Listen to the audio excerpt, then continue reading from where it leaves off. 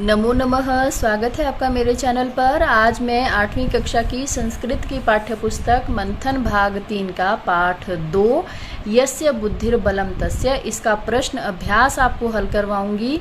इस पाठ का अर्थ होता है जिसकी बुद्धि उसी का बल, अर्थात जिसके पास बुद्धि है उसी के पास बल होता है, अर्थात इसको हम ऐसे भी कह सकते हैं कि जिसकी लाठी उसकी भैंस। तो चलिए इसका प्रश्न अभ्यास शुरू करते हैं। पहला प्रश्न, लिखित भाग उचितम पदेन उत्तरत, उचित पद से उत्तर दीजिए। धीवरः किं प्राप्तः, धीवर को क्या मिला था? स्वर्णमत्स्यः। कः तं राजसभां गन्तुं निवारयत्, उसे राजसभा में जाने से कौन रोक रहा था? द्वारपालः। राजा कति स्वर्ण मुद्राणी दातुम आदिशत, राजा ने कितनी स्वर्ण मुद्राएं देने का आदेश दिया? 50 अर्थात 50।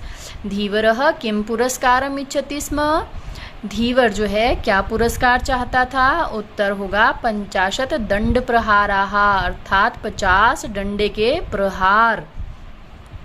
द्वारपालः तस्मात् किम इच्छति, द्वारपाल जो है उससे क्या चाहता था? अर्धम पुरस्कारम, आधा पुरस्कार।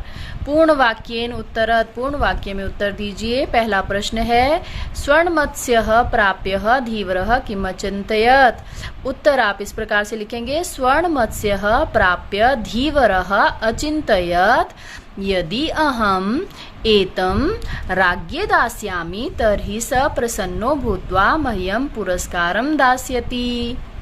प्रश्न 2, ख द्वारपालेन कदा धीवरम राजसभां प्रेषितः, द्वारपाल ने धीवर को कब राजसभा में जाने दिया?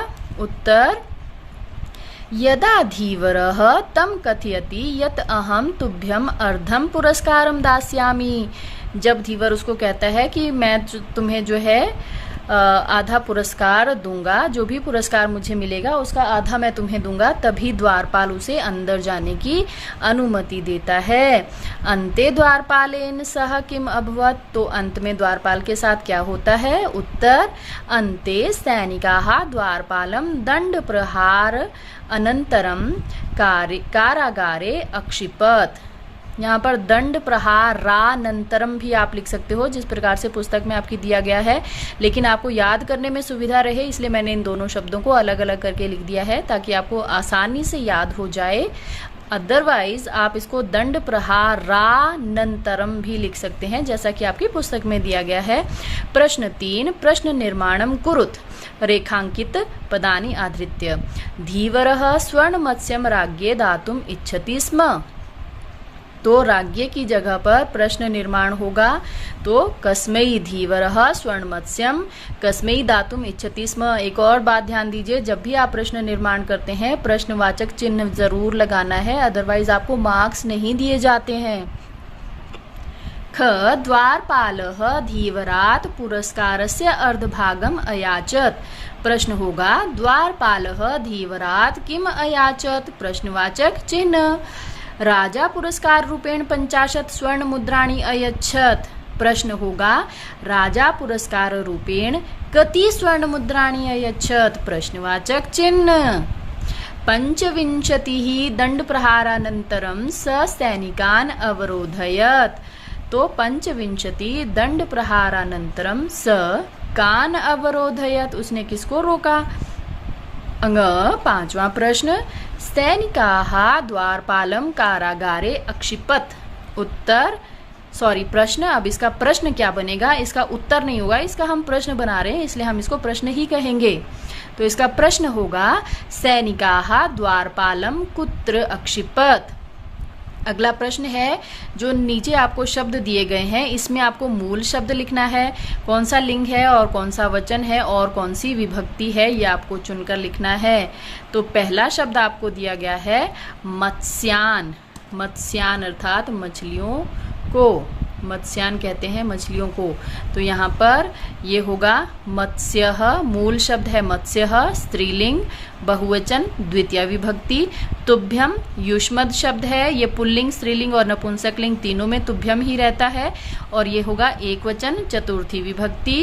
राज्ञे अर्थात यहाँ पर है राजन शब्द, पुल्लिंग और एक वचन चतुर्थी विभक्ति। तस्मिन तत् शब्द पुल्लिंग एक वचन सप्तमी विभक्ति, तस्मै तत्शब्द पुल्लिंग एकवचन चतुर्थी विभक्ति। दंड प्रहाराः, दंड प्रहार मूल शब्द है।